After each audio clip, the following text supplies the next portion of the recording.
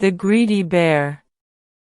Once upon a time, a poor woodman and his wife lived in a tiny hut close to the orchard of a rich man, so close that the boughs of a pear tree hung right over the cottage yard. It was agreed between the rich man and the couple that if any of the fruit fell into the yard, the couple were to be allowed to eat it. So you may imagine with what hungry eyes they watched the pears ripening and prayed for a storm of wind, or a flock of flying foxes, or anything which would cause the fruit to fall. Apart from pears, the couple did not have a rich choice of foods to eat. But they did have yellow lentils, ghee, and some spices. The wife was particularly good at making this dish called dal. What an appetizing smell it had, to be sure. The woodman gobbled it up as soon as it was ready. But one day his wife said, "No, not until you've fetched some dry wood. Off you go." So off he went into the forest and began to hack and saw away at the wood, and with each cut, he seemed to smell the savory dal.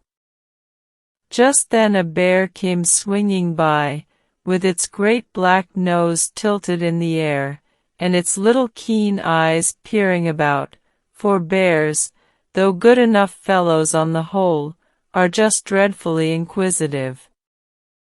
"Peace be with you, friend," said the bear, "and what may you be doing with that bundle of wood?"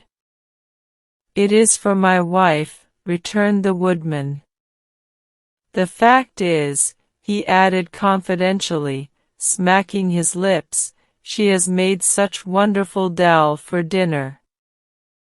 And if I bring in a good bundle of wood she is pretty sure to give me a plentiful portion. Oh, my dear fellow, you should just smell that dal."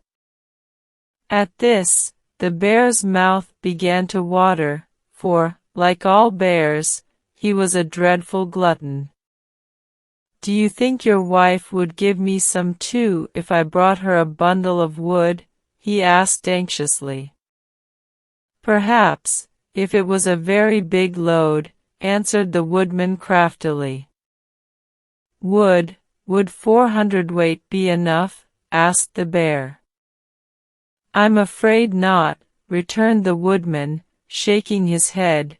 "You see, dal is an expensive dish to make.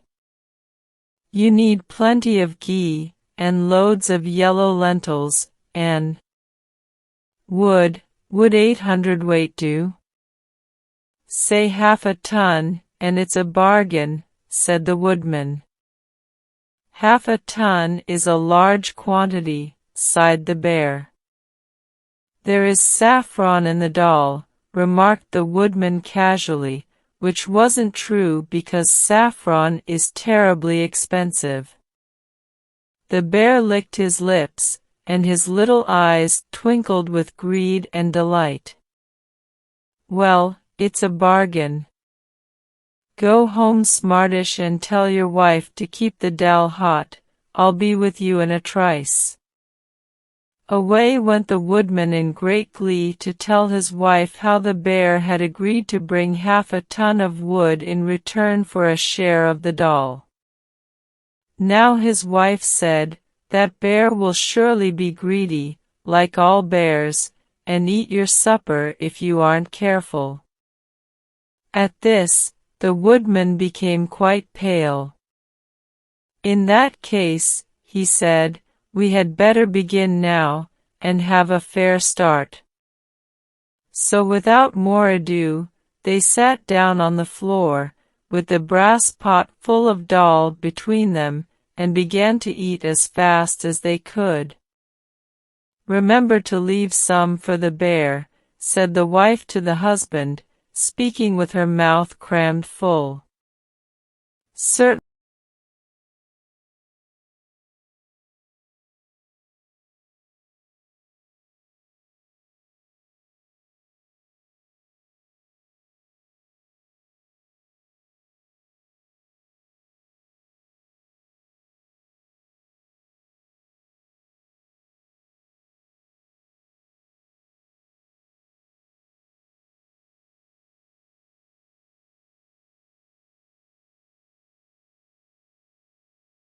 "What's to be done now?" said the woodman. "It is all your fault, for eating so much." "My fault?" retorted his wife scornfully. "Why, you ate twice as much as I did." "No, I didn't." "Yes, you did. Men always eat more than women." "No, we don't." "Oh yes, you do."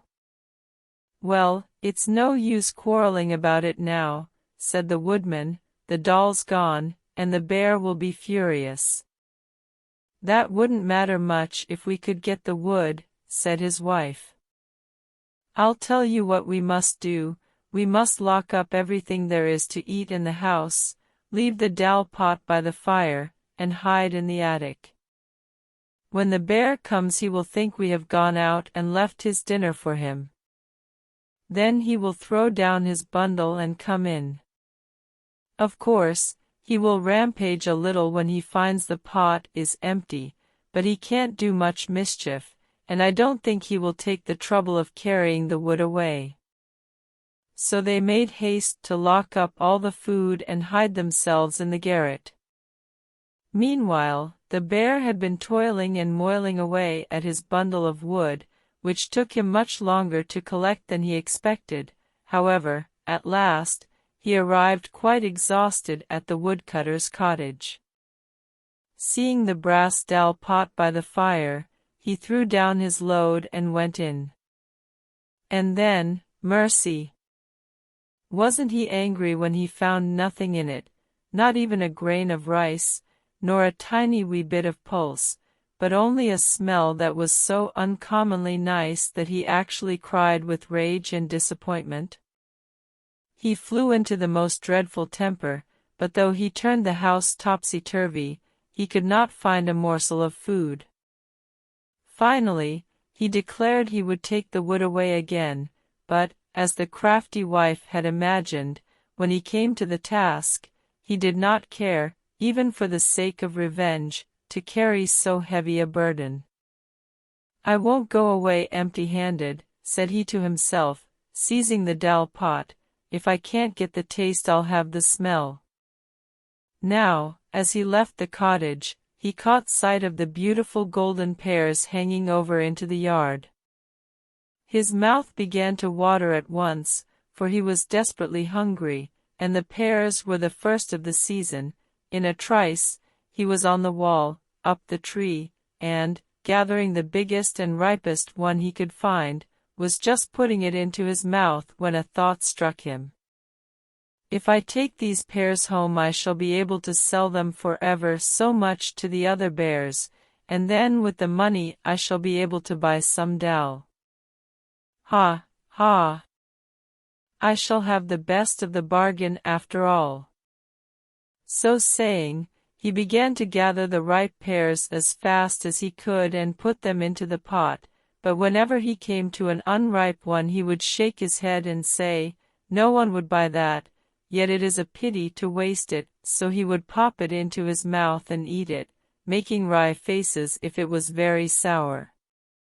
Now all this time the woodman's wife had been watching the bear through a crack, and holding her breath for fear of discovery, but, at last, what with the attic being rather dusty, just as the pot was quite full of golden ripe pears, out she came with the most tremendous sneeze you ever heard, ahchchu. The bear, thinking someone had fired a gun at him, dropped the pot into the cottage yard, and fled into the forest as fast as his legs would carry him. So the woodman and his wife got the dal, the wood, and the lovely pears, but the poor bear got nothing but a very bad stomachache from eating unripe fruit. And that was the story of the greedy bear, though perhaps it was the two humans who were more greedy. In fact, I feel a bit sorry for that hungry bear.